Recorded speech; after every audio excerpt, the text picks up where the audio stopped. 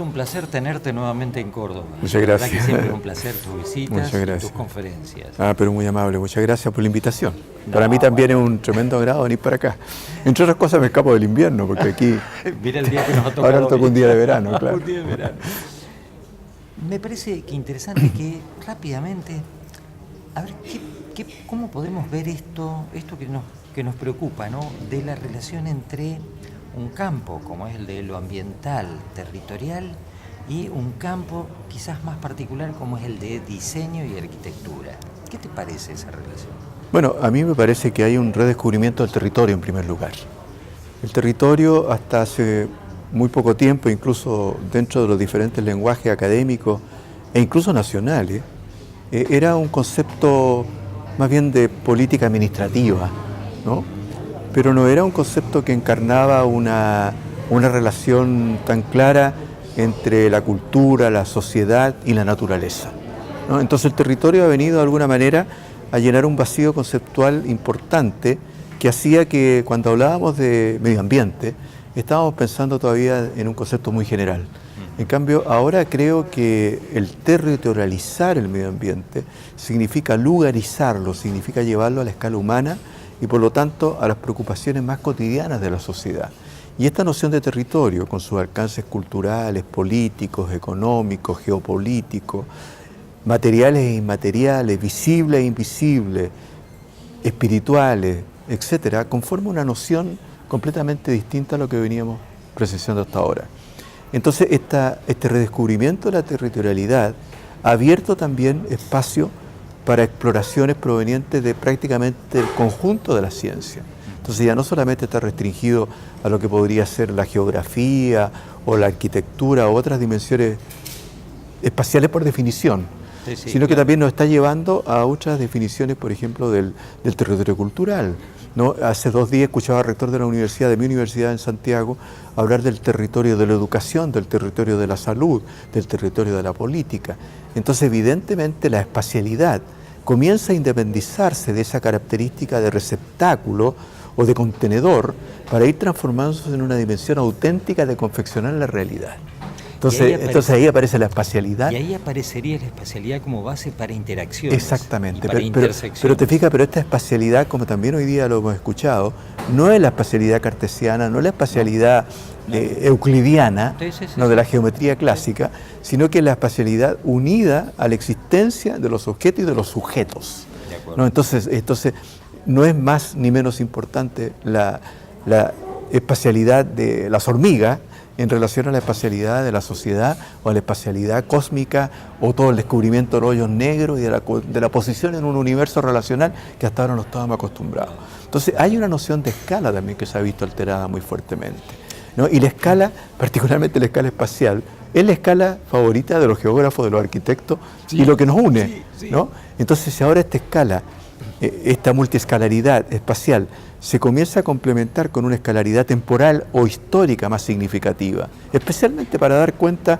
de la situación actual y futura, ¿no? Para diseñar escenarios futuros, ¿no? Entonces, creo que también la escala temporal y lo que es muy importante, la multidimensionalidad y por lo tanto la multidisciplina de nuestras disciplinas, pasa también a ser una dimensión interesante de considerar. Entonces hay una reconfiguración del territorio y a través de él una reconfiguración del espacio y por lo tanto empezamos a abarcar el corazón mismo de nuestras disciplinas y de nuestras profesiones, ¿no? Porque ¿cuánto ganaríamos en arquitectura si, por ejemplo, efectivamente el territorio alcanzara estas dimensiones múltiples y por lo tanto la posición del arquitecto también fuera mucho más sensible a las demandas sociales, a las demandas ecológicas, a las demandas ambientales, a las demandas económicas, etcétera, ¿no? Entonces nos escaparíamos un poco de las restricciones de la forma o del aparato de sí mismo o del objeto para ir dando cuenta de esta multiplicidad de aspectos. Y en el caso de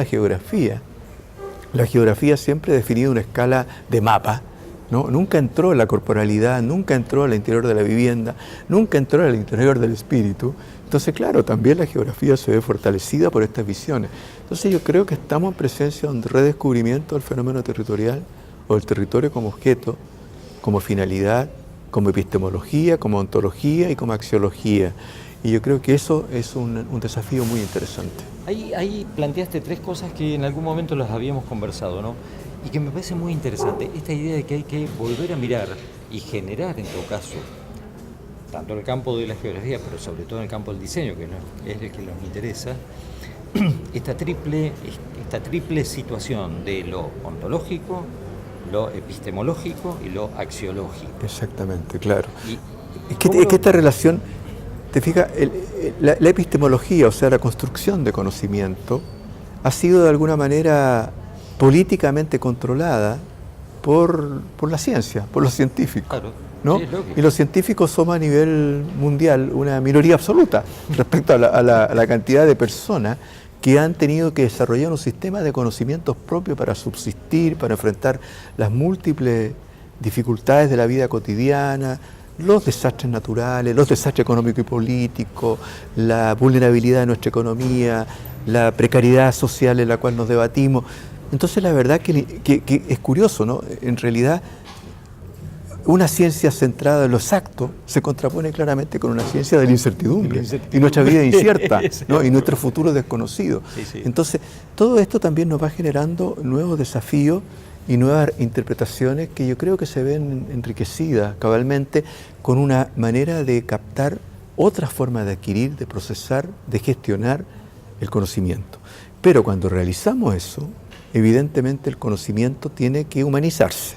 Y al humanizarse entra la dimensión ontológica, o sea, el significado del conocimiento. Y ese significado, como lo hemos conversado, ese significado puede que tenga más que ver con la conservación, desarrollo y progreso de la vida, te fijas, como objetivo último, ¿no? O lo que quiere decir, bueno, que tenemos que rebelarnos contra la forma, ya sea la guerra, o ya sea la miseria, ya sea el hambre, o ya sea la pobreza, todo lo cual en el fondo es un atentado a la vida, ¿no? Entonces, si nos rebelamos contra todo eso, o sea, si le damos a nuestro conocimiento un sentido trascendente, humano, evidentemente estamos creando una nueva ontología, ¿no? Y si a eso le agregamos que el conocimiento que estamos tratando de recopilar es un conocimiento de la vida cotidiana, o sea, de la acción y la toma de decisiones que realizamos día a día y que tiene que ver con nuestra vivienda, con nuestra ropa, con nuestra manera de expresarnos, con nuestra manera de relacionarnos con el mundo y con sus habitantes.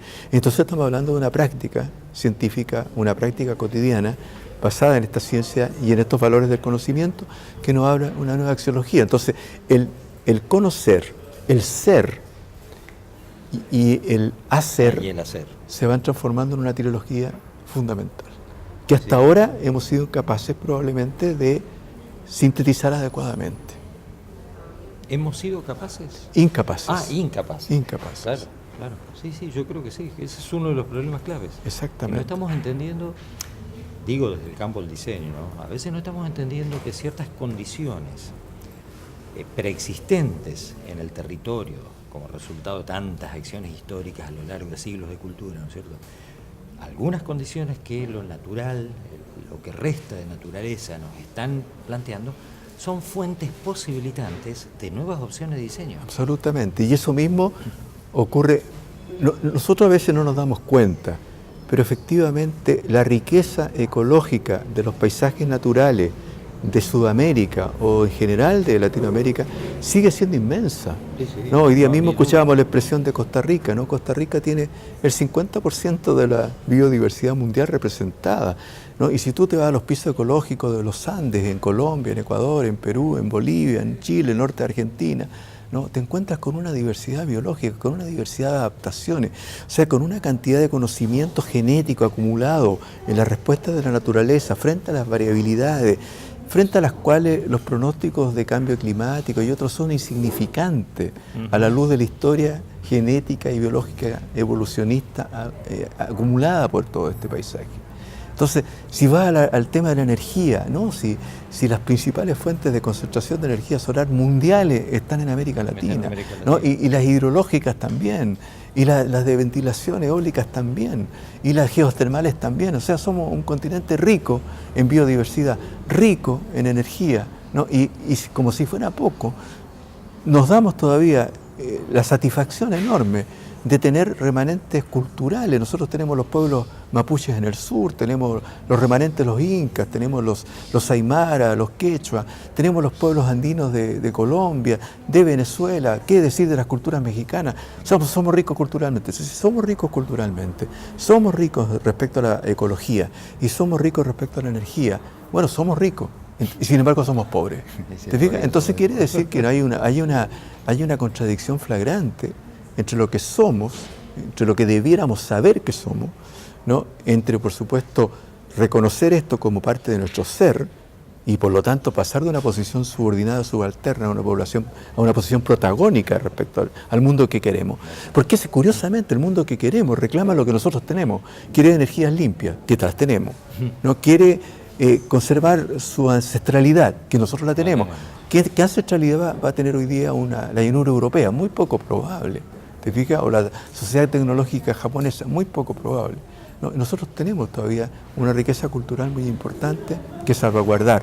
Entonces, todo lo que tenemos podría constituir una posición propia, auténtica, legítima, decolonizada, por supuesto, liberada, y en ese sentido el diseño tendría que reflejarlo cabalmente. Si el reflejo es una expresión de autenticidad, de originalidad, como lo es o lo tiene que ser, entonces, lógicamente, habría que preguntarse cómo nos protagonizamos, cómo transformamos todas estas experiencias acumuladas, estos conocimientos, estas prácticas, estas formas valóricas. Porque ahí entramos, cuando hablamos de ontología, necesariamente tenemos que hablar de ética, de moral, y tenemos que hablar necesariamente de lo que es correcto e incorrecto, de lo que es bueno y lo que es malo, ¿no? Y obviamente nuestras culturas ancestrales fueron educadas para la bondad, fueron educadas para la virtud, fueron educadas para el compañerismo, la solidaridad, la reciprocidad. Y eso es intrínseco a nuestra manera de ser, ¿no? Ahora, lo que sucede es que todos esos conjuntos valóricos que han estado en la esencia misma de nuestra capacidad de adaptarse a los cambios culturales, ambientales, sociopolíticos, esa estructura de resiliencia tan importante desde el punto de vista social, es amenazada por sistemas homogéneos, estandarizados, el capitalismo en su expresión más concreta, el neoliberalismo transformándolo todo en mercancía. O sea, ha habido una sobresimplificación que efectivamente nos afecta culturalmente y más que nada nos niega parte del futuro, o sea, nos desfuturiza. ¿No? Porque estamos todos convencidos que hay un solo camino para llegar al futuro. ¿Te fijas? Y eso es válido para la ciudad, válido para el campo, para los cultivos, para las plantaciones forestales, para la protección de recursos naturales, pero también para las concepciones de bienestar, para las concepciones de realización humana, para las concepciones de sociedad que comienzan a confundir el consumismo material con la realización de la vida. Y eso es muy complejo, ¿no? Porque al final todos podríamos empeñarnos en una competencia de acumular bienes materiales, que bien sabemos que dada lo extraordinariamente breve de nuestra existencia, lo más seguro es que van a constituir desechos de nuestra propia existencia. Sí, ¿no? Seguro. Y te fijas, ¿y qué sentido tiene en un mundo que pretende ahorrar energía, ahorrar materialidad, ahorrar materias primas? ¿Qué sentido tiene acumular desechos, como lo estamos realizando? Entonces, efectivamente, hay que girar los valores, los objetivos y la forma de adaptarnos a estos desafíos, frente a los cuales me parece que hemos sido poco capaces. Probablemente nuestro conocimiento, nuestra manera de actuar, nuestra manera de convencer a la sociedad han sido poco fecunda. Es probable que hayamos estado encerrados muy fuertemente dentro de la academia.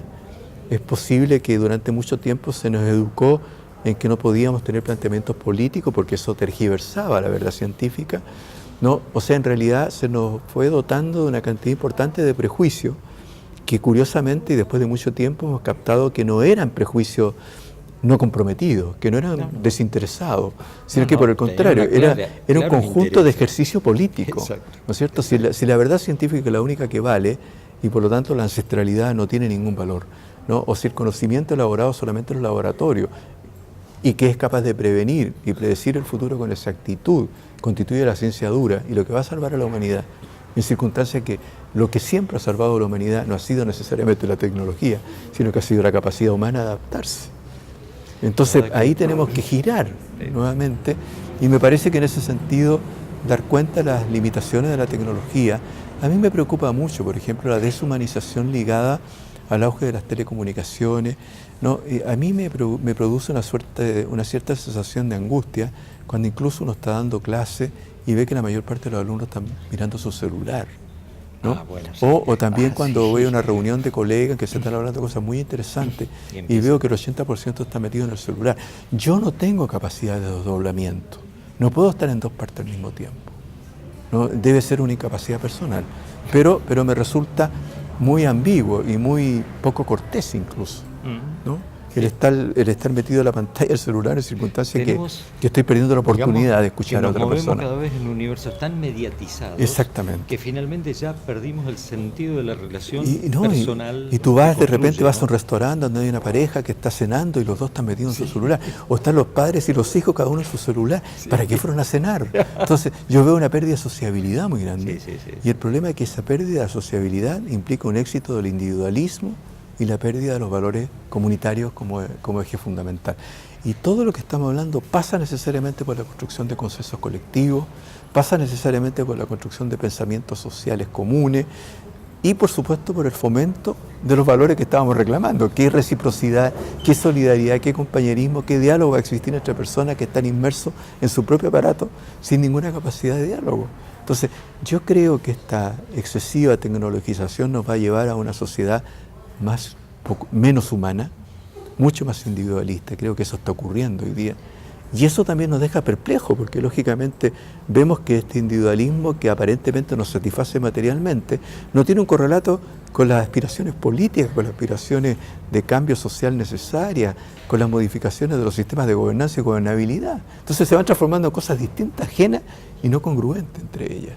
Bueno, te digo, en todo esto, y la verdad que te agradezco esta conversación, me parece que ha sido muy interesante y que da para seguir charlando mucho más. Sin duda. Pero indudablemente ahí está un eje que vamos a tener que seguir trabajando. Absolutamente. Que es el problema de complejidad que asocia, que nos obliga a dejar de pensar en la solución simple, que nos obliga a abandonar paradigmas dominantes, como en el caso del diseño, el paradigma del marketing, de mercado y demás. Pero bueno, es tema de mucho más debate. Exactamente, estamos comenzando recién el debate. Gracias, Hugo. Bueno, gracias, Edgardo. Seguimos aquí en Córdoba en contacto. Muchas gracias, muy amable, buena entrevista.